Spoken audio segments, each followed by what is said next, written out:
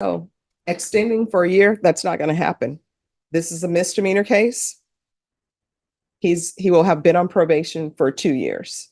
So that's legally not going to. Probation extension? Not a chance. The judge makes it crystal clear this is a misdemeanor, and legally the clock runs out after 2 years. No loopholes this time. Are you the same Joshua Luke Garza who was placed on deferred adjudication in 2023 CR 9777 for the offense of assault bodily injury, married on December 19, 2023 for a period of 2 years? Is that you? Yes, Your Honor. State. On or about the 14th day of May, 2024, in Bexar County, Texas, the defendant, Joshua Luke Garza, did then and there illegally use a controlled substance, namely marijuana, in violation of condition number 2. How do you plead to that? True or not true? True. And Your Honor, the state will waive and abandon the others. Any objection? No objections, Judge. Did you understand by pleading true to violation of condition number 2, court could find it true, grant the motion, find you guilty, and sentence you up to 1 year in the Bexar County Jail and up to a $4,000 fine? Did you understand? Yes, Your Honor. Knowing that, do you still wish to plead true to violation of condition number 2? Yes. Court will find violation of condition number 2 true. Is there a proposed agreement? Yes, Your Honor, there is a proposed agreement in line with probation's recommendation for extension of 1 year, revising the TAP for intensive outpatient, biweekly drug testing for 90 days, find and verify employment within 60 days, and verify being active with BIP within 30 days of release, Your Honor. So what now? With probation extension off the table, the focus shifts. The judge wants to know what the defendant can realistically complete before his term ends in December 2024. Classes? Conditions? Time is running out, and the pressure is on.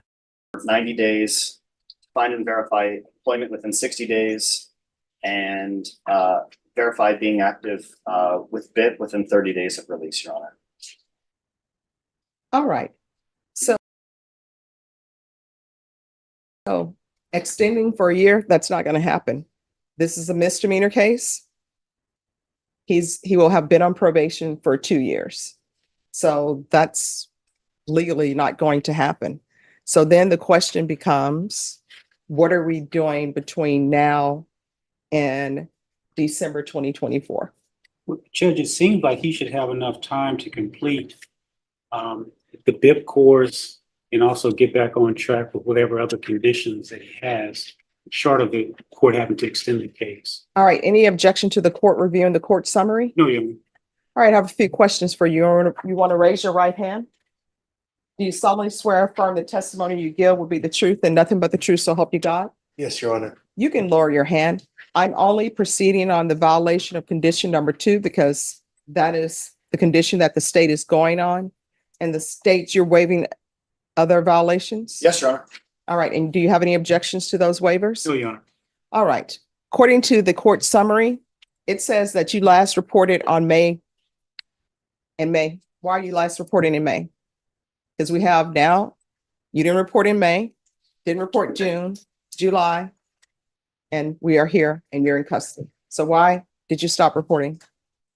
What had happened was I told you that I had a car and I had a job lined up, but it turns out I didn't. It was just so hard to find a job, I guess, because of my record. How does that translate to not reporting? I had to take the bus and I got lost. I've never taken the bus before ever.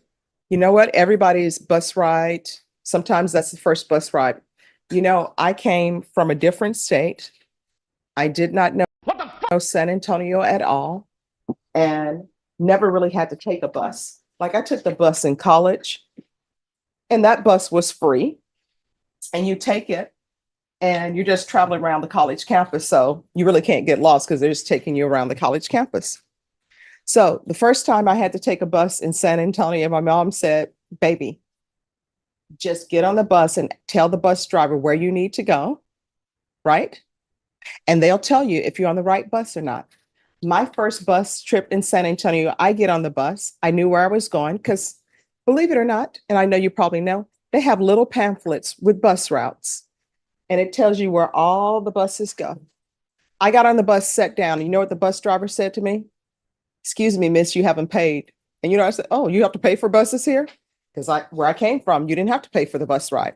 So I paid him, and I was sure. I said, will this get me to this destination? And he's like, "Yes, it will." So this whole thing about you got lost. What's your next excuse? Because that one I'm not buying, because all you had to do was ask the bus driver, "I am trying to get downtown. Is this the right bus to be on? I need to be on Babcock. Is this the right bus to get on? I'm going to Fredericksburg. Is this the right bus to be on?" And I will tell you, as a person, when you come from an entire different state and you have to do transfers, that's complicated. I had to do transfers on my first bus ride to come downtown for work. So how old are you? 26. You're 26. That whole excuse about you didn't know where you were going, you're telling me you didn't know where you were going for 3 to 4 months and how to get there. I usually just get dropped off by my sister with her car, but she was busy that day. All right. So we're back to, why can't you take the VIA bus and ask the VIA bus driver, "I need to go to probation. This is the address. Am I on the right bus? How do I get there?" I don't know what to say. All right. Are there other issues going on with your client? I don't believe so, Judge. I just think we need to get him back on track so he can finish his probation. How far did you go in school? High school diploma.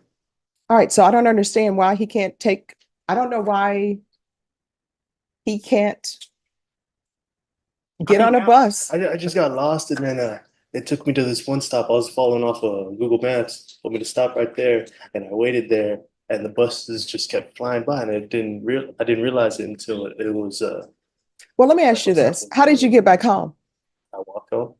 All right. So when you walked back home, did you pick up the phone and call probation and say, "I got lost"? No, I told them, could I reschedule because I was already late. But then again, Well, how are you working when you don't know what bus routes to take? I wasn't working until a couple of weeks before I had gotten arrested. Your story is falling apart before my eyes. I don't know if you want to be on probation. I'm going to give you a choice. If I continue on probation, it's going to be rigid. You're probably not going to be able to successfully complete it with the conditions I'm going to give you. Or if you want, I can give you 90 days in jail. You're done. I'll be out, Your Honor. All right. State, because you only went on violation of condition number 2, the testing positive for marijuana, the court is finding that true. You sure could find your marijuana. Yeah, it's down the street at a gas station. Yeah. So you can see, here's the thing. What's important to you, you treat it like it's important. It's important for you to get your marijuana. You can find the wherewithal to get out of your bed and go walk and get some marijuana, but you can't find the wherewithal to go to probation. And I'm telling you right now, and probation, I'm sorry, you're going to be reporting to probation daily, every day, Monday, Tuesday, Wednesday, Thursday, Friday. From here on out till your probation is done, you're reporting daily. Do you understand? Now you can do that, or you can do the 90 days at the Bexar County Jail. Which do you prefer?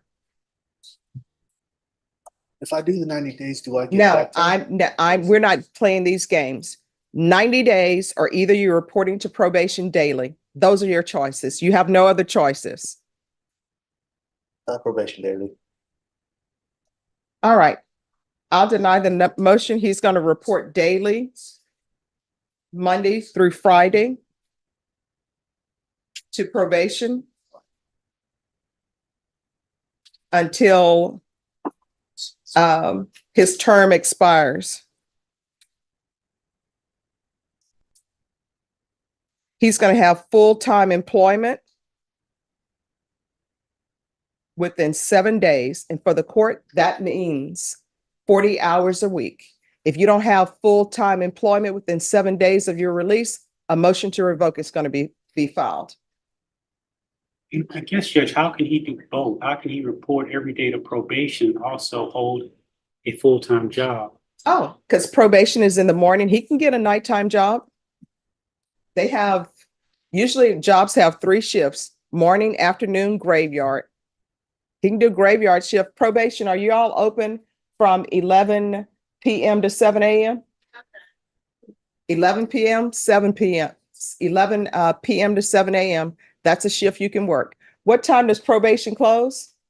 5 p.m. sir. They close at 5 PM. So 7 PM, you can start working at 7 PM. So full-time employment within 7 days. And probation, when he comes in, be sure to test him. How long you been in custody? A month. 1 month? I'm going to give him 30 days as a condition of probation. So those 30 days, you no longer have them if you're revoked, because those 30 days are being used as a condition for me to continue on probation. So if you were revoked, those 30 days are not in your bank account to use as a credit for any time served. Do you understand? All right, so 30 days as a condition of probation. Probation, is there anything else? No, Judge. Oh, and I'm sorry, have them UA him when he reports. Yes, sir. All right, anything else? Oh, Your Honor. All right, good luck to you. Thank you.